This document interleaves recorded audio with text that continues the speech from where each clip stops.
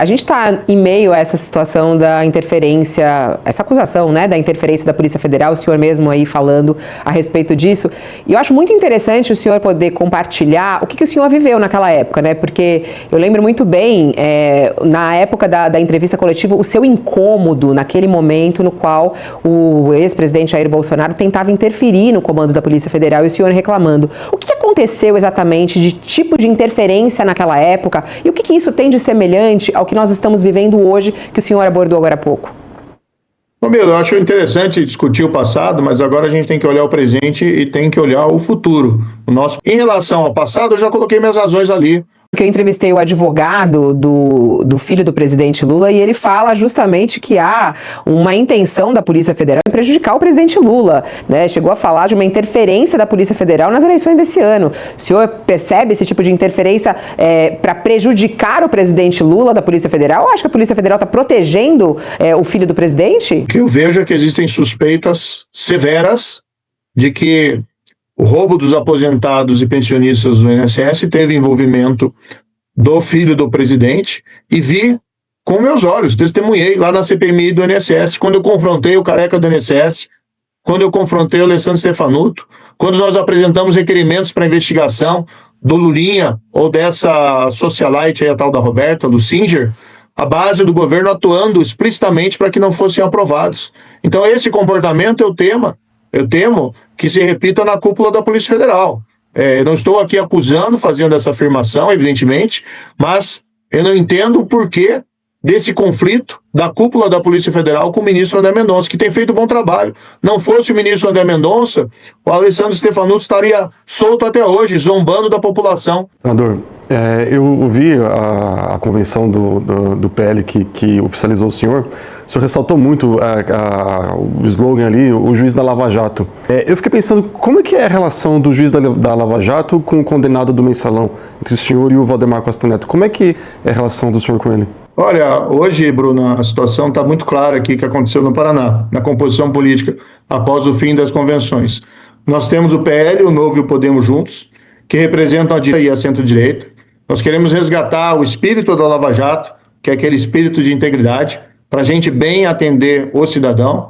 E contra nós, o que a gente tem? O projeto de poder da esquerda, representado aí pelo PT aqui no Estado, que defende o governo Lula, que defende todos esses abusos que nós vimos nesses últimos 4 anos. Um técnico de ser um funcionário que tinha feito apenas seu trabalho.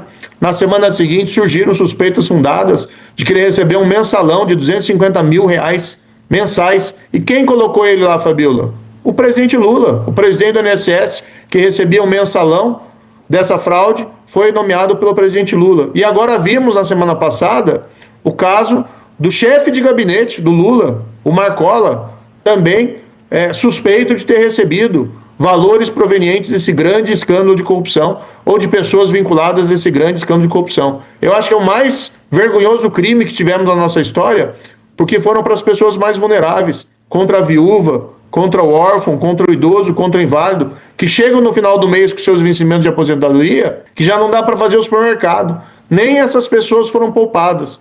E aí você tem um governo federal que diz, né, que defende o trabalhador, as pessoas mais humildes, mas permite que uma quadrilha tenha tomado conta do INSS. Senador, mudando um pouco de tema, recentemente o Supremo Tribunal Federal o tornou réu por unanimidade pelo crime de calúnia contra o ministro Gilmar Mendes, né? Após a divulgação daquele vídeo que o senhor fala em comprar um habeas corpus do magistrado. A sua defesa alegou que se tratava de uma brincadeira em clima descontraído em um outro contexto, a tese que foi rejeitada pela relatora e pelo Supremo, né? E aí, como ex-juiz federal e como ex-ministro da Justiça, que construiu uma carreira exatamente cobrando decoro institucional e cobrando rigor ético, o senhor não avalia que insinuar uma compra de habeas corpus, de decisão judicial, mesmo com pretexto de gracejo, não acaba contribuindo com a corrosão do judiciário que o senhor integrou e acaba comprometendo um pouco o discurso de defesa das instituições? Leonardo, o que mais tem comprometido a credibilidade do judiciário são essas decisões que a gente não entende. Por exemplo, o sujeito roubou no caso do Petrolão. Vamos colocar um exemplo aqui mais neutro, Sérgio Cabral, né, governador do Rio de Janeiro, condenado tanto por mim quanto pela Justiça Federal do Rio de Janeiro, alguém que confessou os seus crimes e até disse em uma oportunidade de uma audiência que exagerou no roubo ao Estado. Hoje esse indivíduo está solto, livre, à beira da piscina, tomando uma caipirinha e contando vantagem, indicando série e filmes. Isso sim tem diminuído muito a credibilidade do nosso Poder Judiciário. Ou o tratamento que a gente viu excessivo contra aquelas pessoas do 8 de janeiro, uma menina do batom, cabeleireira, que pintou uma frase de protesto numa estátua e foi condenada a 14 anos de prisão. Isso sim tem corroído a credibilidade do Judiciário. Mas esse episódio, Leonardo, eu tenho a confiança que o Supremo vai julgar improcedente essa denúncia. No final, recebendo a denúncia, não tem um juízo de mérito, e eles mesmos fizeram questão de colocar isso. E toda a jurisprudência, toda a lei que trata sobre esse assunto diz que naquele tipo de declaração não implica na prática de qualquer crime. E foi algo até antes de eu assumir o mandato de Senado, então nem deveria estar no Supremo, mas a gente está tratando isso com tranquilidade nos tribunais e aguardamos aí com serenidade quando for realizado esse julgamento. Mas o senhor também nunca se furtou, a gente já conversou várias vezes antes, o senhor nunca se furtou a responder a sua avaliação sobre alguns pontos. Neste caso específico, o senhor se arrepende da declaração? Eu já me pronunciei sobre isso, eu estava numa festa junina, antes de ser mandato senador, e tem aquela brincadeira, Leonardo, do prenda de festa junina, que é a brincadeira da cadeia, que você paga ali alguns reais, R$50, para alguém ser preso, e depois R$50 para alguém ser solto. Então me referi em prisão de festa junina. Não tem nada a ver essa questão, essa acusação de calúnia. É um assunto totalmente disparatado. Então, assim, a gente tem a consciência tranquila. Eu sempre tratei com absoluto respeito às nossas instituições, mas como senador também, e não estou falando que esse é o caso, eu não posso me furtar a fazer as críticas necessárias em relação a decisões, seja do Supremo ou seja de outras cortes, que nós entendemos que não estão conformes à lei e conformes à justiça. Nesses 4 anos, por exemplo, lá no Senado, eu tenho sido uma voz crítica, eu tenho visto uma interferência excessiva de decisões de algum ministro do Supremo Tribunal Federal sobre as prerrogativas legislativas, sobre competência legislativa. Quando foi, por exemplo, o Supremo Tribunal Federal decidiu de liberalizar o porte e o consumo de maconha e ainda qualificar de maneira arbitrária quem porta 40 gramas de maconha como consumidor e não como traficante, eu fui uma voz crítica, que eu disse, olha, independentemente da sua opinião sobre o assunto, eu sou contra a descriminalização das drogas, mas independentemente da sua opinião sobre esse assunto, isso compete ao Legislativo e não ao Judiciário. Esse episódio, sinceramente, que você levanta aqui, Leonardo, é um episódio menor e vamos aguardar a decisão do Supremo Tribunal Federal com absoluta tranquilidade. E nós temos também como adversário o Centrão, o MDB e o PSD, que fizeram parte da base do governo Lula nesses últimos 4 anos. Eles estão unidos, estão agora também com partidos fisiológicos do Centrão e contra o nosso projeto. A minha preocupação é com o governo aqui do estado do Paraná. Se nós formos honrados com essa preferência, você pode ter certeza que teremos uma tolerância zero em relação à corrupção e qualquer espécie de desvio. E pelo meu histórico, acho que todo mundo pode confiar naquilo que eu afirmo. Em relação ao Valdemar, presidente do PL, os erros que ele cometeu no passado ele já pagou, inclusive lá ele cumpriu a sua pena naquele período e ele se encontra, evidentemente, em outra situação no atual momento.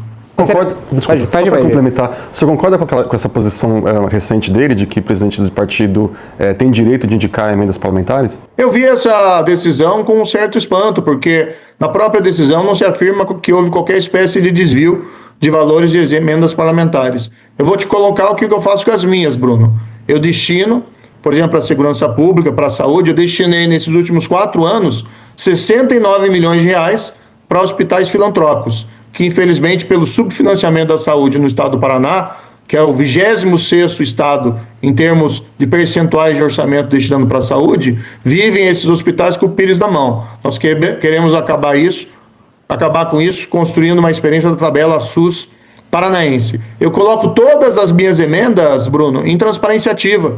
Está lá, Contato Seguro, Gabinete Sérgio Moro, contatoseguro.com.br, tem o valor, o beneficiário, a fase de execução da emenda, todos os detalhes para empoderar o cidadão e até mesmo os órgãos públicos a fazer a fiscalização necessária.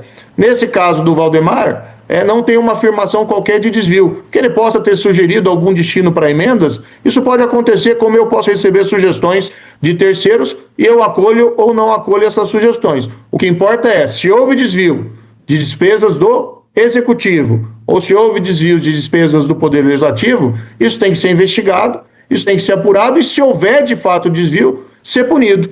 Mas eu, sinceramente, não vi até agora, nos elementos que foram apresentados, pelo menos à imprensa, quando essa investigação foi publicizada, qualquer indicativo de desvio.